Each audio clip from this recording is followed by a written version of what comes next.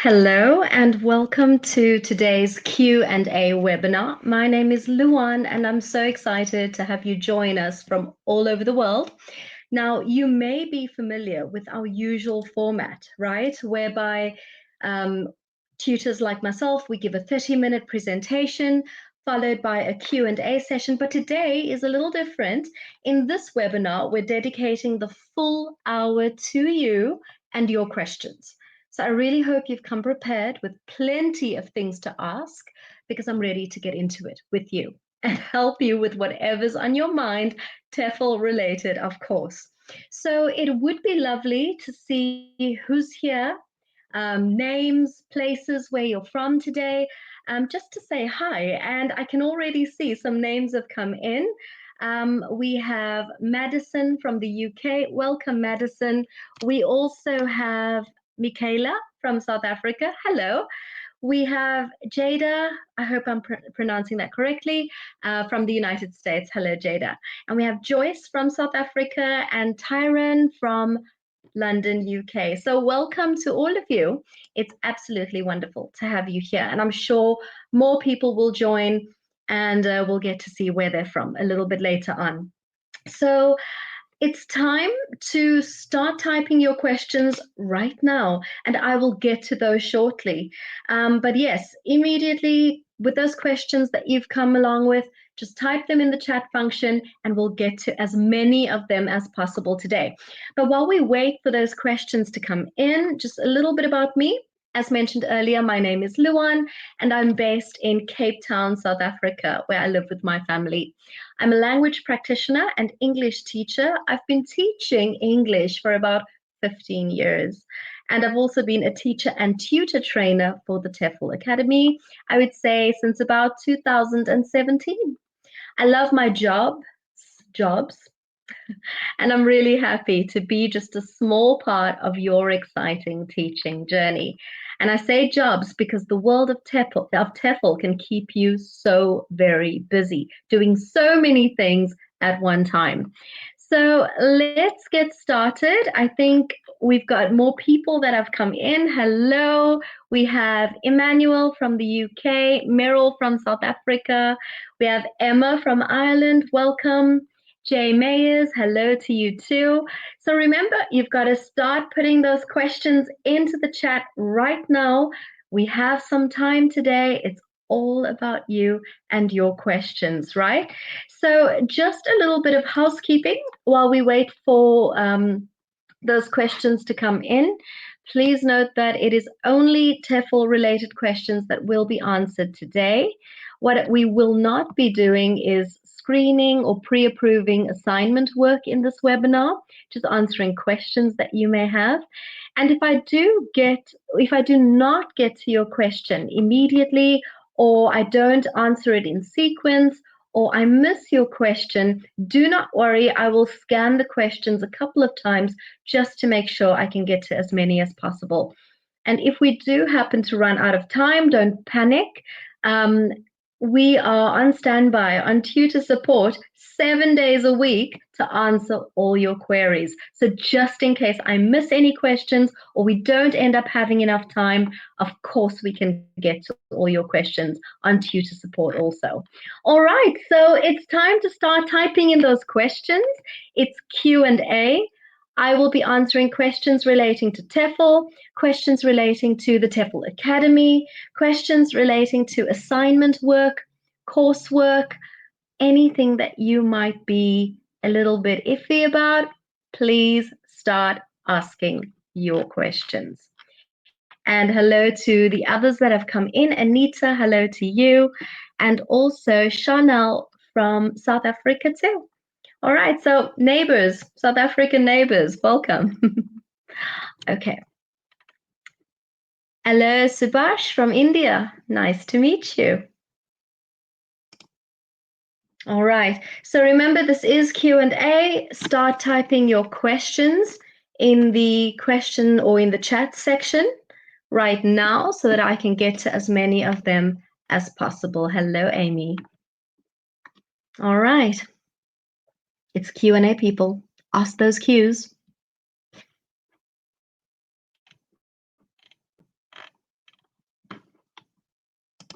As you know, there will not be a presentation today. Ordinarily, the tutors will deliver a 30-minute presentation, after which you are asked to type in your questions. But today is different. This whole hour, the full webinar, is dedicated to you and your questions. So please type them in the chat, and I will get to as many of them as possible. Right, so we've got a question from M. Angelique. And the question is, I will display the question on the screen. How soon after certification do most get a job? So, Angelique, this was actually quite an interesting topic not too long ago, because I'm not sure if you're aware that the TEFL Academy did a survey. It was quite recent. We did a survey just to check what was going on in the world of TEFL. And the survey was called the State of TEFL Survey. And we spoke to graduates who had done the course. We spoke to people who are currently doing the course. We also spoke to people who were thinking about doing the course. And what was quite interesting is that in South Africa alone, and I speak for South Africa, but I mean, if you think about it, you know, the numbers are quite similar across the board. About, I would say 90% of all our trainees got jobs in under 3 months. So in less than 3 months, sorry, so many of our trainees got jobs. And I think that that is an exciting number to work with, because it's one of those industries that can launch you straight into the job market with very little experience. When I speak to colleagues of mine, we all landed our first job with zero to or very little experience, myself included. So in less than 3 months, most of our trainees get a job, which is quite good news and exciting for us. All right. And then we have another interesting question from Jada. Would you suggest teaching a small class before tackling a larger one? So, Jada, I'm going to talk about maybe the face-to-face aspect of teaching first, and then later on we'll get into online. So when it comes to face-to-face, of course, you know, a smaller class is more manageable, and it's easier to give one-on-one attention to students if you're teaching in a small class scenario. However, we don't always have that luxury. For example, if you're working with a language center or a language school, you might just be thrown into a class with 17, 18, 20, 30 students, depending on what their intake is like. I will tell you, my very first situation was walking into a classroom with 17 students, and they were from all over the world. They were a similar level. Students always get placed in a class, you know, according to level. And yeah, that was an interesting experience, because as far as I was concerned, this was a big class. Before that, I had only taught one-on-one online. So this was quite a new situation for me. It was wonderful. The students were all there to learn. We just took it one step at a time. You know, you walk into the class and you just sit down with your students for a few minutes, and it anchors you and it just helps you get into things. So whether it's a big or small class, I would say both are manageable. Of course, just looking at logistics, yes, a smaller class is more manageable. When it comes to online, though, slightly different situation. A big class can be quite teacher-centered, because, you know, students tend to think they're coming there for a lecture, but the challenge is to still make it very interactive. So if you're teaching online and you're using a platform, you've got to make use of those tools like breakout rooms and that sort of thing, just to get them into that interactive state of communication. So I would say smaller classes, definitely easier to manage, but you do find ways and tools and activities to manage those bigger groups as well, by putting them into smaller groups and then working your way through the class in that way. That's just my 5 cents. I hope that's helped. All right. And then we've got another question here from Chanel. And the question is teaching smaller children online popular? So Chanel, my very first online lesson, I would say in my whole life, was with an 11-year-old boy named Eric, and it was a wonderful experience. His parents wanted him to study English after school. They wanted him to be able to fine-tune those skills so that when he did go to class, he was a bit, you know, he was better prepared. So I would say yes, it's still very much a thing. When we observe lessons sent in by our trainees on the observation course, a lot of these lessons involve working with young kids online. So absolutely, it's still very much done. And I think it's because kids have a big workload these days, right? They go to school, they've got sports after, they've got other activities going, and it's easier to have an online lesson, you know, for language preparation or for language improvement than having to drive them somewhere. And kids love technology, they love being online. So it is something that speaks to quite a wide audience. And yes, very much still done. All right, just going through your questions. Okay, Amy's got a question. Hello, Amy, that is slightly more related to the assignments. And Amy's question is, I'm wondering what the assignments in lessons 5, 7, and 10 entail, and how much time do you think each requires? Right, so Amy, just like the rest of the course, everything is self-study and, you set the pace. But on our site, just have a look. It's in the Getting Started unit, Unit 0. It gives you a course layout and on average, how many hours should be dedicated to each unit. And also there is some information on the assignments, how much time is more or less expected to put into those assignments. Some students take a few days to do the assignments. Some take, maybe just one day to do the assignment if they can dedicate the whole day. Some students take a few weeks. Some students take a couple of months. It just depends on what else you've got going on in your life, whether it be other commitments, a full-time job, another part-time job, or that sort of thing. But have a look. Unit 0, getting started, there is a section that just tells you a little bit more about what each unit, assignment, and so on is, what is in store for you. And also, if you're looking at the first assignment, it is very much based on a skills lesson. The second assignment after Unit 7 is based on grammar. And the final assignment is where you've got a little bit of creative freedom, where you have to find a piece of material for a specified class, and you've got to create activities based on that material. So you get a bit of creativity injected there, just so that we can see that if you're left to your own devices, are you able to take a piece of material and extend it into various tasks? So Amy, I hope that's cleared it up for you a little bit. But if you would like a bit more guidance once you get started on the assignments, or they do feel a little bit overwhelming, send us a ticket and we'll hold your hand. All right. So Madison, thank you for your question. When teaching business English, do you also have students at each of the CEFR levels? So Madison, this is quite an interesting question because, for example, when I teach business English, now I'm not talking about for the TEFL Academy, we don't teach business English at the TEFL Academy. We teach you how to teach business at the TEFL Academy. So to answer your question, when I teach business English, I do demand that my students are B1/B2 and up. And the reason for this is because business English is quite niche, right? And in order to explain concepts to them or get them to practice the various skills that business English would entail, they already need to have a certain level of English. So I would say a popular starting off point is B2 and up, but very often you do find that there are B1 students who might also enroll in your business English class or your course because they do maybe need to handle day-to-day jobs at their companies and so on. Lower than that, lower than B2, I would not recommend. I would, advise a student to rather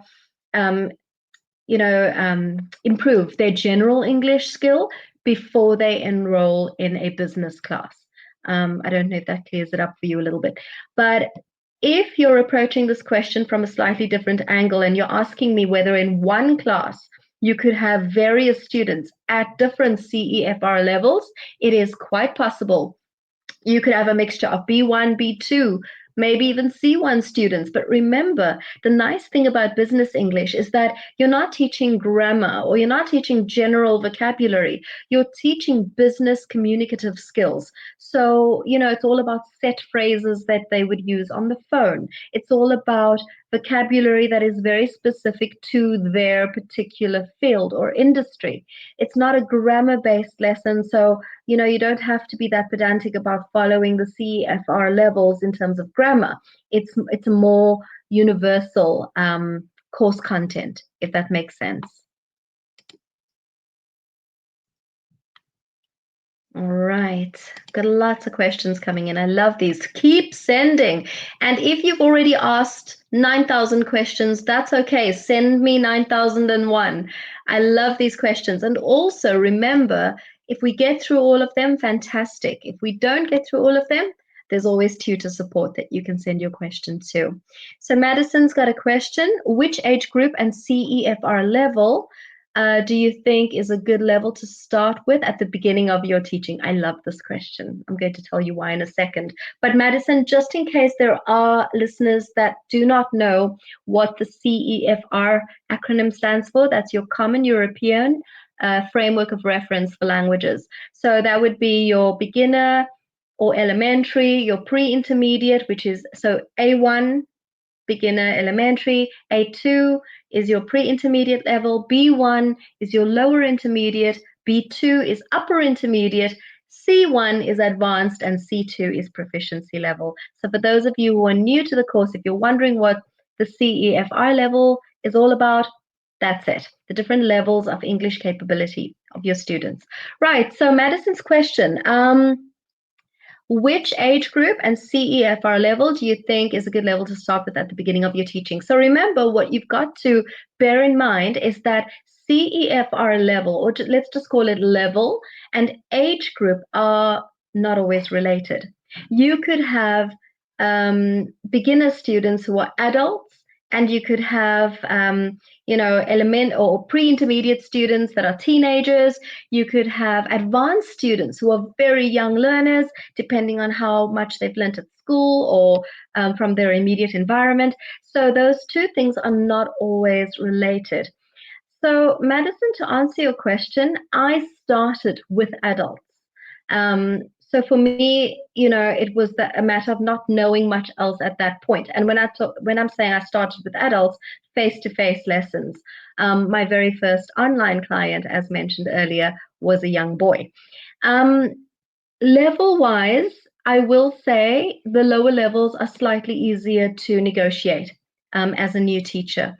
And I'll be very frank here, it's because your low-level students do not ask very complex grammar questions, and they're not going to ask you for the meaning of a very complicated word. They're going to ask really simple questions, and you might be confident enough at that point to answer these questions. Of course, as students go higher and higher in level, they do ask more complicated questions, and then that's where maybe a bit of experience or extended study comes into play as a teacher. So I will say the lower levels are easier to start with. It is exhausting. It's rewarding, but it is exhausting. Lower levels easier to start with. When it comes to age group, it depends on just what you gel with, right? I was okay with adults. I found children equally great, equally easy to teach. Some people are not that keen on teaching adults and are just eager to get on with teaching children and vice versa. So I would say age down to your personal preference. When it comes to CEFR level, yes, it is easier to teach the lower levels at the beginning of your career. All right, so Chanel has asked a question. Is one-on-one online easier than a class? Yes. I'm just going to say yes. And the reason for this is because with a one-on-one student, this is going to sound terrible, but they're a little nervous too, right? So there's this lovely unspoken understanding between teacher and student. You're a little nervous as a new teacher, they're a little nervous as a student. So, hey, you've got that common ground. But also, your student is very clear about what they want. So the lessons are really tailored to their needs, which means that you're giving them exactly what they want. happy customer all round. When it comes to bigger groups, yes, you've got a few personalities to deal with, you've got a few needs to deal with, and this is where it could be a little bit more complicated. But at the end of the day, if your lesson is engaging, your content is interesting, they can be happy too. But I will say, just as a new teacher, one-on-one might be a little bit easier. I think if you're asking someone who enjoys talking to bigger groups, it is also down to personality a little bit. But at the end of the day, for me personally, yes, I did find the one-to-one classes that bit easier. All right. Okay, so Jada has asked us, in my opinion, what is the best way to get started after completing the course outside of creating a CV and cover letter? Okay, so Jada, what I did was, because you did say, in my opinion, so I'm going to tell you, in my experience and in my opinion, I started to apply for online positions where I knew that experience was not really a priority. There are also lots of schools that are advertising, looking for teachers. So already there's a need. And by applying to those companies, you are, offering your services, making yourself available, and the probability of getting work is quite high. So I would say start applying for online positions, especially when you see schools are advertising that they need teachers. And also, Jada, something that I started doing, I started taking on one-to-one private students. I also started to volunteer.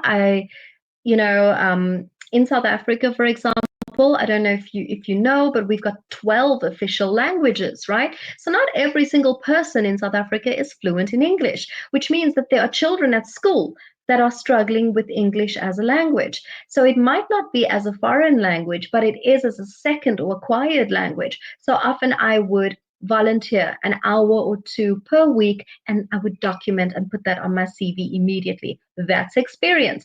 But what I would do is I would give those lessons my all. I would plan them as TEFL lessons. I would do absolutely everything I meant to do at a language center or in a school so that I can realistically document those hours as experience. So yes, start volunteering in your neighborhood. Advertise your services at the school. Say to them, right, I'm a TEFL teacher. I'm looking to gain some experience. If there are any kids that are struggling with English, I will help them for 1 hour per week for free. I know that as teachers, we need to get paid, but I also know that as new teachers, experience is important. You might feel that way because you want to build your confidence. You also want to put something on your CV. So that's my advice. That's what I did, and it certainly helped me in two ways. It put hours on my CV, and it also gave me confidence. So by the time I walked into my first class of 17 students, I felt okay. So yeah, try that. It really worked for me. All right. Okay. So now we've got a very technical question.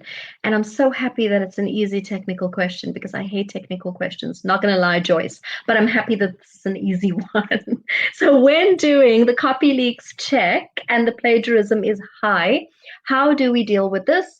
Copy Leaks allocates a percentage for the assignment outline on the assignment template. How does this affect my assignment? That's a very good question, and we've got a solution. You must not panic when you see those high scores, especially if you know you've done your own work, right? So if it exceeds our 30% limit, so first and foremost, check the assignment instructions because a few files are exempt here. So example, when you're doing assignment B, and you're meant to supplement with a gap fill worksheet or a matching activity, we allow you to go and find those on other sites, right? So obviously when you copy and paste them into your files, they're going to flag as plagiarism. So the materials file, for example, in assignment B, we're not that bothered if the plagiarism is high. The lesson plan, yes, that needs to flag as lower. So those are things that we take into consideration. So check the instructions. Also, Joyce, if you have done your own work and you're concerned about the high plagiarism or AI, you can send us a ticket at tutor support. And we've got a manual expert scanner. She is familiar with all things AI and plagiarism, and she will manually scan your work and give you the go ahead to submit. Or if she feels that there are areas that you can rework, she will speak to you about those. Also, remember, Joyce, that you can download the report and you can send the report straight to us. Save yourself some time. Say, for example, you submit, you see that your work has been flagged and maybe wrongfully so.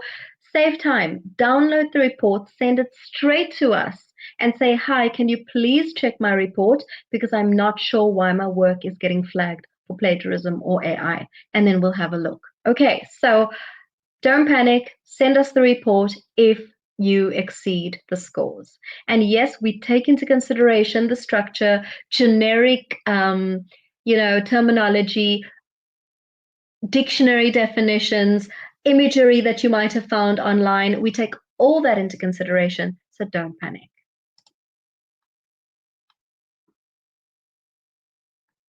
All right, and then we've got a question from Rosie.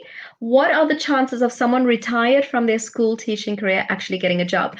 Rosie, that is such a great question because recently I did a radio interview, and the topic they wanted to discuss on this radio interview was retirees doing TEFL. And it's quite an interesting one because so many, when I do my weekend courses here in Cape Town, in front of me, Rosie, I've got everyone from fresh out of high school to retired. And it's a wonderful sight to behold. So lots of people are doing the TEFL after retiring from their jobs and they're getting work. There are lots of countries, for example, and this is quite interesting, that really favor the more mature teacher or the retired teacher because they come with a wealth of experience and just lots and lots of knowledge. And then, of course, yes, there are schools that might favor the younger teacher, and that's okay too, right?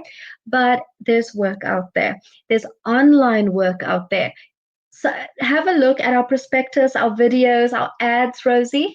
We've got ambassadors for TEFL Academy, and you'll see that not all of them are fresh out of high school and fresh out of college. And these are real ambassadors. They're real TEFL graduates. We don't find models or actors or anything like that because we've got so many wonderful graduates, and lots of them are retirees. So absolutely, there's work.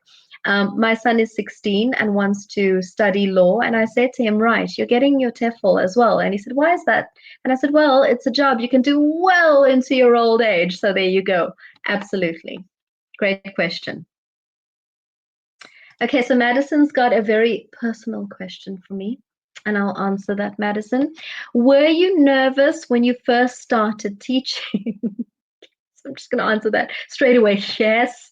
How did you get started and overcome being nervous? So, Madison, I was shaking like a leaf. It's natural. It's completely natural. And I know that this is something, going to share something with you and all the listeners out there and all the people that are going to watch this webinar for years and years to come. Even though lots of teachers like myself, me, we're comfortable in our own space. We're comfortable with what we know. Some of us are very much shy and introverted, and that's me included, right? So when I thought about the possibility of having to stand in front of people and teach, yes, I was very, very nervous. So what I did was I started looking for online work first. And the reason I started doing that was because I thought, okay, online work is, yes, it's a bit daunting, but I'm in my own space. I'm in my own house. I'm using my own computer. I have planned a lesson with everything I know in my space and in my environment. So when I started teaching online, yes, I was nervous, but I felt a bit more comfortable because, as mentioned, I was in my own space. Then, as I mentioned earlier, I started doing little volunteer jobs of tutoring kids, tutoring people for free. And again, because I'm offering the service for free, I'm not that nervous, right? So I started to build confidence in that way so that by the time I walked into my first paid job online and also my first paid job face to face, yes, I had the normal, healthy amount of nerves, and everything else fell into place. Something else that I find is also very important to do, Madison, and this I will recommend for all you new teachers, nervous teachers, teachers that are feeling a little anxious. When you walk into your class, right? You've maybe got some notes with you, you have bag with you, water bottle, that sort of thing, sort of talking very practical here. Put those things down, smile at your students, drag a chair into the middle of or the front or, and sit down with them. Just sit down and never mind the lesson. Don't think about any TEFL or English related stuff. Just sit and talk to them for a few minutes. It doesn't need to be related to the content of the lesson, that can come later in your warmer, but just for a few minutes, be human with them, allow them to be human with you, and I promise you, immediately your nervous energy comes down, but guess what? Theirs too. So that helped me a heck of a lot. I cannot lie. It's just a very practical tip that helps, whether it's an adult class, a teen, preteen, little class, sit down for a few minutes and just be human with your class. It helps so much.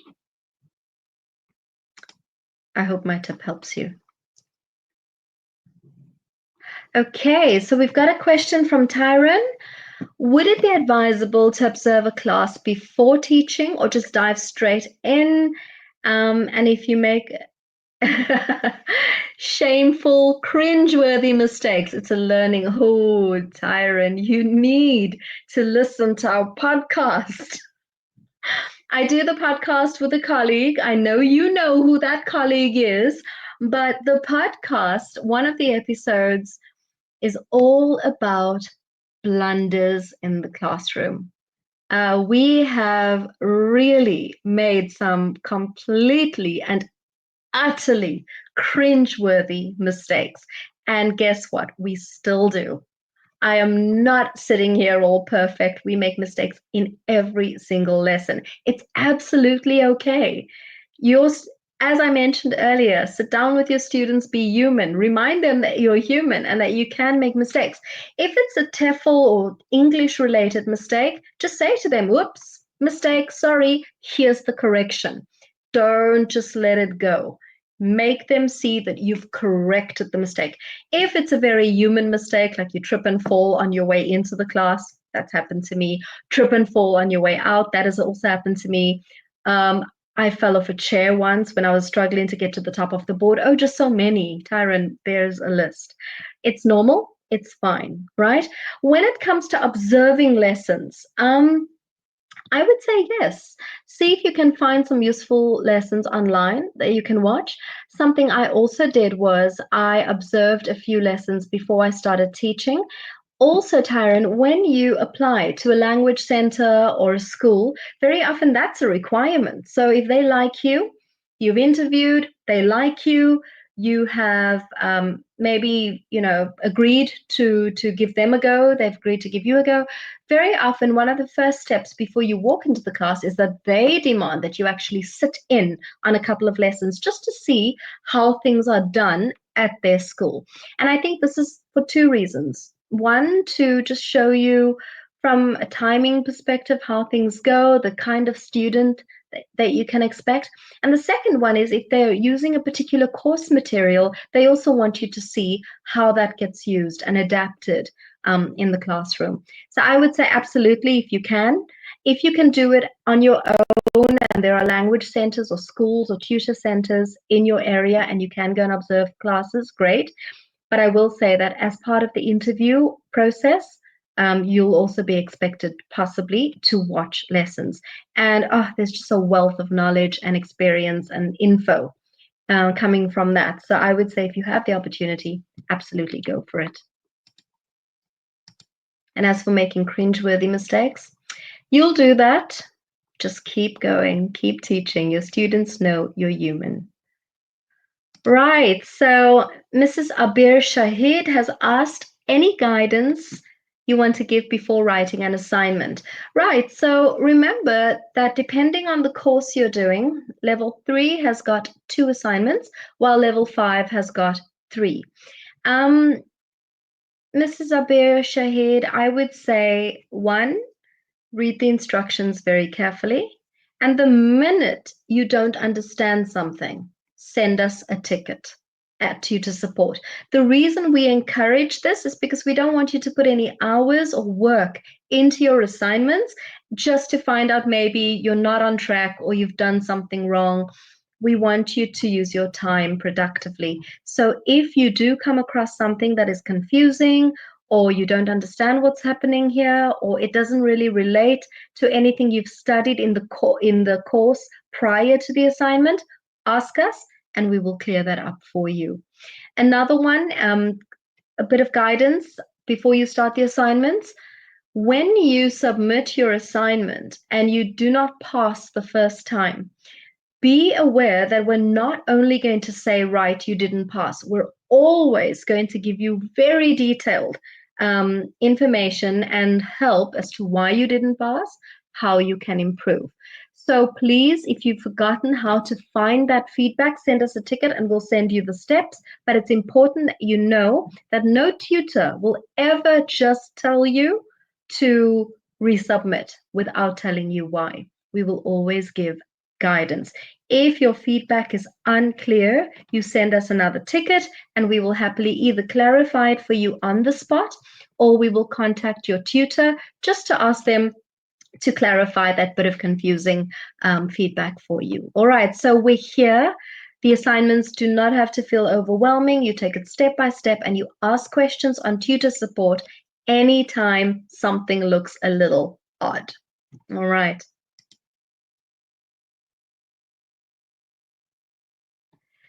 Right, so Meryl has asked, for someone with no formal teaching experience, what is your opinion about volunteering first, and is it worthwhile? It is so very worthwhile. So when it comes to teaching, remember, you're working with people, right? So by volunteering, you're getting used to teaching, you're getting used to what a student sounds like, you're getting familiar with the environment of teacher students. So by the time you start teaching students for real at a language center or a school, it feels less overwhelming. Also, those are hours you can put on your CV. Also, it's experience, right? And also, it helps you to get jobs. The minute a recruiter sees that you've been volunteering and spending time actually getting familiar with what students sound like and what they behave like, immediately it puts a tick in the box. I do that kind of work where I help schools to interview teachers, recruit. When you're in South Africa, if we need another tutor to run weekend courses, that's my job.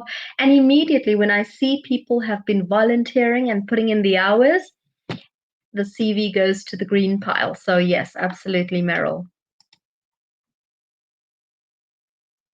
Okay, so we have a question from M. Angelique, and the question is, for online classes, is it possible to mail them tactile materials to use in class? So I would say yes, but check that you are able to use the email addresses of your students. If you work for a school, for example, they might have a no email policy. If you work for a school where it's allowed, of course, but always get your students' permission to use their emails. If you don't want to use email, I basically subscribe to a work version of Zoom, right? And there is a facility in the chat where you can attach and send documents. You can send them exercises. You can send them links to exercises that they can do online. Think about Google Docs, for example. You can also upload exercises there. Your students do them online, and you can actually just go in and check without having to exchange any documents and files. But if you do want to send them something tangible, right, then you can absolutely check that it's okay to email them. And also, you can send it, check the platform that you're working on, because very often there is the facility to send them something like a PDF or a Word file. If you are sending them an exercise where they've got to write the answers, I recommend sending it in PDF because they can't, manipulate the document in any way. So PDF is always better. And like I said, you can either email or send it on the platform. Just check what your platform enables you to do. All right. Okay, so Chanel, a very interesting question. Have you taught learners at the pre-reading stage? Like, are you referring to students or learners who have not learned to read yet? So I'm assuming you mean very young learners. And the answer is yes. So I was working at a school in Cape Town, and during a very specific time of year, we get a huge amount of students from Saudi Arabia. It's wonderful. It really is wonderful. The cultural exchange is just off the charts beautiful. But that aside, a whole family came over. And the little ones were not allowed to come onto the school premises because it was a school for adult learners. So I was sent to go and teach the kids. And one family had three children. The girl was 9, the little boy was 7, and then there was a child at the age of 3, and I had to teach them. So obviously, the 3-year-old, they couldn't read. The one who was 7 had just started learning, and of course, the one who was 9 was a bit more confident in her reading skill. So yes, I had to teach them, and the mom said to me, "Teach them all at one time." So that was difficult. But with the younger learners who can't read, they learn chunks, lexical chunks, full little phrases. So it wouldn't be broken up into word for word with teaching them parts of speech and that sort of thing. It's more down to set phrases in English. It's a very different ball game, but it is something that you might have to put a little bit of research into, but quite a rewarding experience too. All right. Okay, so we have a question about the course. Hello there. After the time for the TTA course or when it ends, will the individual's account minus coursework still be available? So if they choose to add another course, they will still have the same username. So Haley, thank you. Oh, sorry. Hey, thank you for your question. When your 6-month period ends, that is when your access to the course material will also end, right? So if you extend your course, obviously you'll have more time. And when you choose another course, you'll have access to that particular course. About the username, I'm not sure. You'll have to check with student services. Their address is hello at the TEFL Academy .com, and they will be able to advise you on whether you will still have the same student name or username, right? But when it comes to your access to the actual main course, when your 6 months is over, that's when your access ends. So if there's anything important that you want to save, it's copy paste, it's taking screenshots, but yes, you have to do that if you want to save anything of value.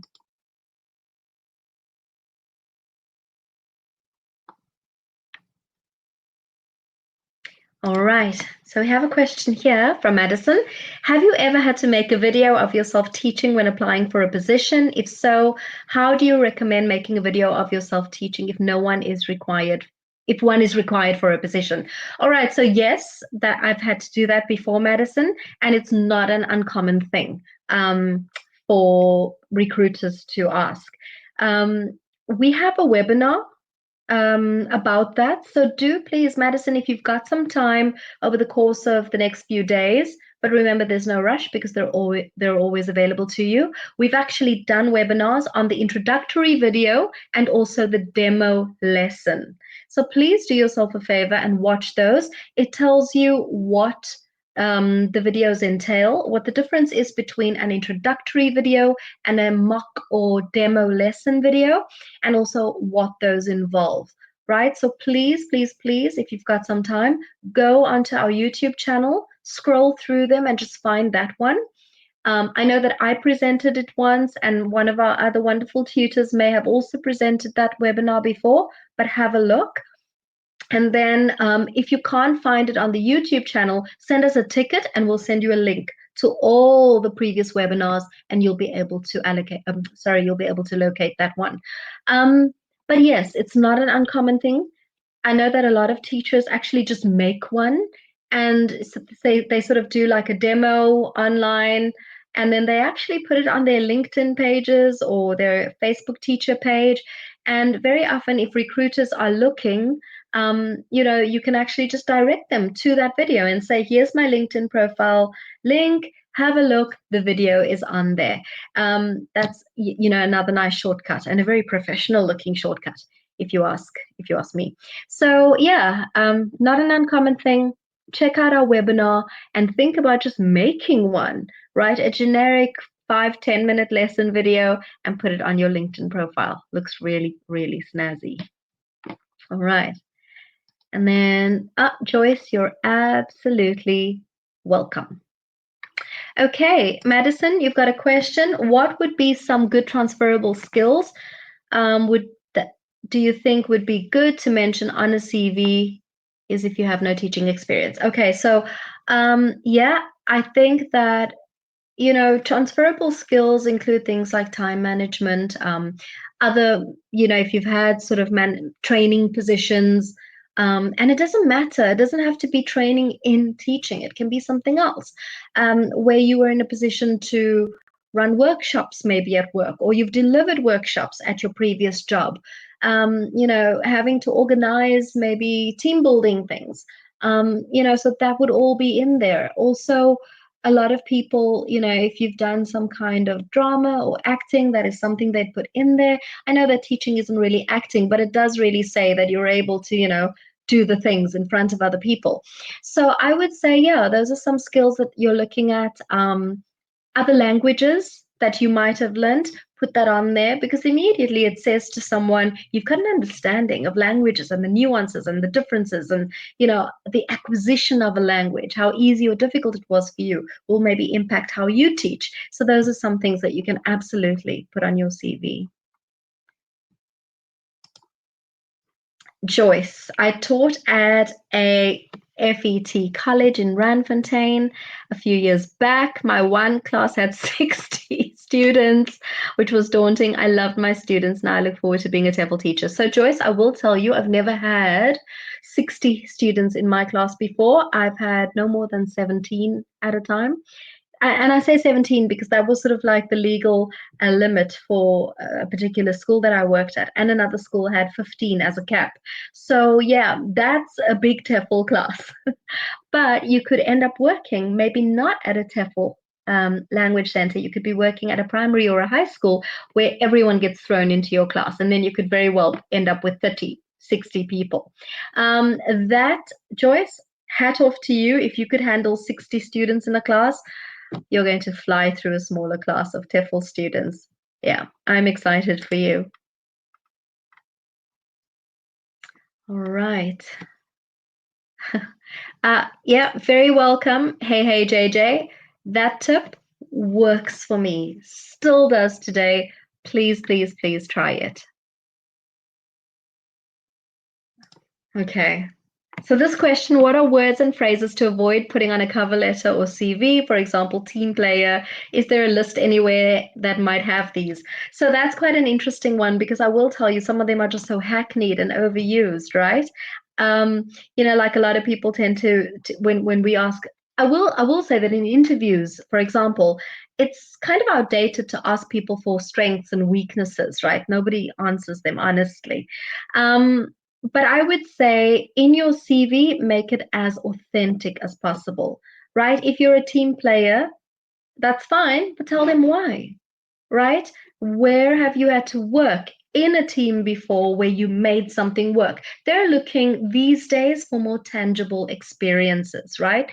So if you're going to put something on your CV like team player or perfectionist or, good leader, back it up with something on your CV that is going to reinforce that. So I'm not sure about a list, but now you've got me so very interested, because one of the courses that I work with on the side is interview preparation. That is actually something that I would like to have a look at and see if there's a list out there of what not to say in a CV. But I say that if you do use any of these famous phrases, at least have the experience or an experience to back it up.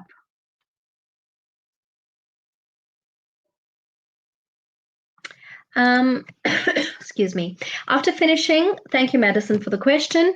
After finishing the level 5 course, what would be the next TEFL could you recommend to take and why? So, Madison, just clarify that for me though, because I'm not sure what you mean the next TEFL. I'd love to answer that question, but I just need a little bit more information there, if that's okay.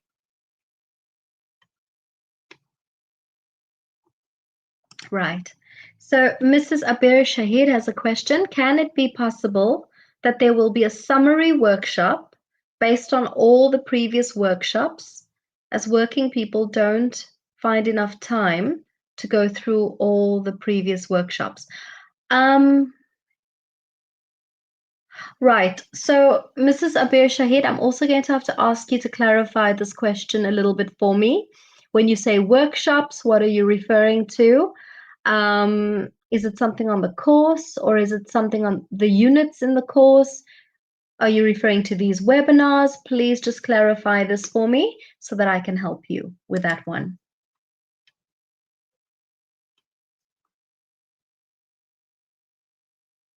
Okay, so we have a question. I can answer this one.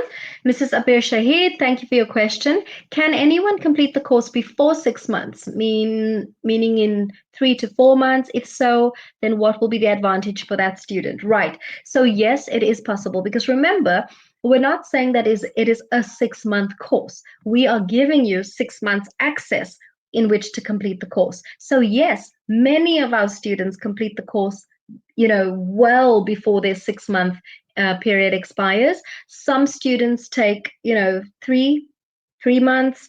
Some students take the full 6 months, and some students even need to extend the course a little bit. So when you complete the course really quickly, there is no real advantage for you per se. It's not like you're going to get a higher score. It's not like you're going to get a better grade. Of course, if you're looking at it from a general point of view, you're just able to go out there and apply for jobs that bit sooner. But no, there is no particular advantage for you if you do complete it before the 6 months. And as mentioned, there's no shame in taking the full 6 months and certainly no shame in having to extend. This is completely normal on our course too.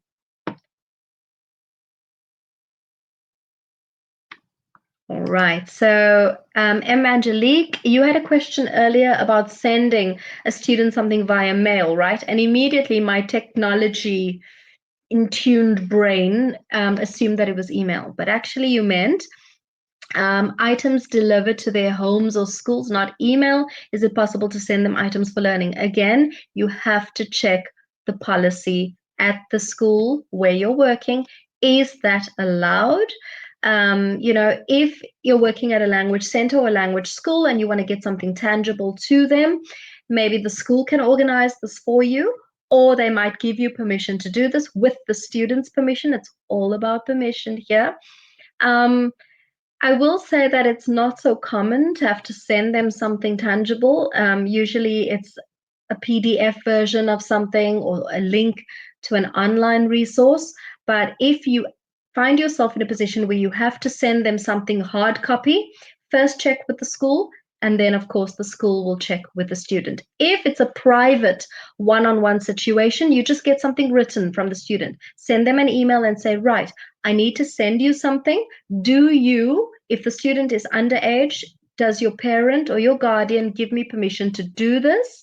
Get their response in writing so that you know that you've got their permission to do that. If they're an adult, of course, they don't need to get the permission of a guardian or a parent. But again, it's all about getting authorization to do something like this. Joyce, you're very, very welcome. I particularly love this Q&A. I haven't done one like this before, and it's fantastic because you just get to talk about all things TEFL. So yeah, absolutely. You're welcome. All right, so Mrs. Abir Shahid, oh, the webinars, right. So Mrs. Abir Shahid, the webinars range from, one TEFL topic I can't tell you how many TEFL topics we cover in these. So no, unfortunately, there isn't one webinar to cover all the topics. These are weekly webinars, and the reason why we do one webinar, one topic, is to really focus on that topic so that we can answer questions, we can eradicate doubts that students might have. So no, the webinars are very focused on particular topics. This here is the most general a webinar is going to get. There is no written version of the webinars. The course is online with lots and lots of reading to do. So this is something different we offer where you can actually watch and interact. So no, there is no hard copy of the webinars. Sorry about that. But as mentioned, the course has got lots of reading for you to do. The webinar is a little breakaway from all of that where you can actually just watch in your own time. All right. So, Madison, thank you. I think you've clarified that previous question for me. What would be another TEFL course? What would be another TEFL course would you recommend to take after completing level 5? And why, if someone has no teaching experience? Okay, so after your level 5 course, I would say just stop there for a while. Take a breather, apply for jobs, and see what you can do with your level 5 course. Your level 5 course is very, very comprehensive. It gives you absolutely everything you need, especially if it's a blended course and you've also got the practical time. So I would say it's definitely it covers everything. However, Madison, I don't know if you're aware, but we also offer an observations course, right? Where you actually have to arrange lessons and record them. 6 lessons you've got to record. We specify what kind of lesson it has to be. So maybe the first lesson's got to be a vocabulary lesson. The second lesson has got to be a skills-based lesson. So these are then recorded by you, uploaded.